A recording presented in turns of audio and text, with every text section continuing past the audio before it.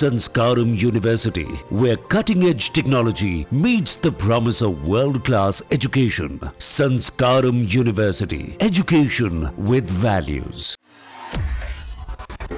There is a new chilling twist in the high-stakes conflict between India and Pakistan, a twist that could have been placed international athletes, including Australian cricketers, right in the line of fire. Yes, you heard that right. At a time when missiles and drones darken the Pakistani skies, it now emerges that Pakistan may have used civilian aircraft, possibly even international sports stars, as human shields while striking India. Here is what we know. The Indian government has already accused Pakistan of launching drone strikes on Indian cities while deliberately keeping its airspace open for civilian flights. Now that claim takes on a dangerous new dimension. Report from Australian media outlets reveal that several international cricketers, including Sean Abbott, Ashton Turner and Mitchell Owen, took off from the Nur Khan Military airbase in Rawalpindi just 3 hours before India launched a counter-strike. This is the very airbase that was later targeted in India's retaliatory assault. The Nur Khan airbase, just 10 kilometers from Islamabad, nestled dangerously close to Pakistan's military headquarters, was reduced to rubble by India.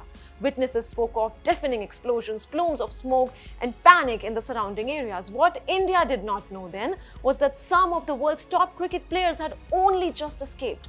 These cricketers were playing a tournament gone dark, the Pakistan Super League. The country's biggest sporting spectacle was abruptly postponed. The decision came moments after officials insisted it would continue in the UAE. But as tensions between India and Pakistan escalated, the evacuation began. A chartered flight lifted off from Nur Khan, carrying players, officials, and broadcasters to safety. The timing, just 3 hours before India struck back. Let that sink in. What if the Indian strike had come just a few hours earlier? What if that aircraft carrying international stars was still on the tarmac or in the air nearby? Would Pakistan have used it as a cover, just as India claims it did with civilian aircraft during the attacks on Jammu, Punjab and Rajasthan? India says this wasn't accidental, it was deliberate. By ensuring the presence of civilian flights near military installations, Pakistan may have been betting on India's restraint. Imagine the headline, Australian team caught in crossfire. It did not happen, but it could have. And if these reports are accurate, it wasn't a near miss. It was a near manipulation.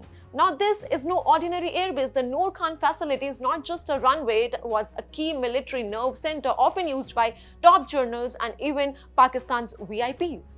So why was it being used to ferry international civilians in the middle of a war zone? Why not reroute from a safer commercial airport?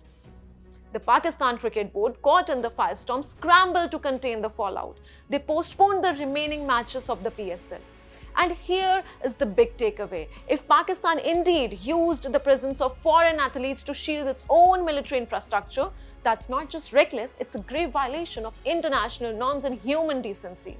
The world needs to take notice. Did Pakistan knowingly fly out Australian cricketers from an active military base about to come under attack, hoping their presence would stay in India's hand? Or was it just luck and timing for the Australian players?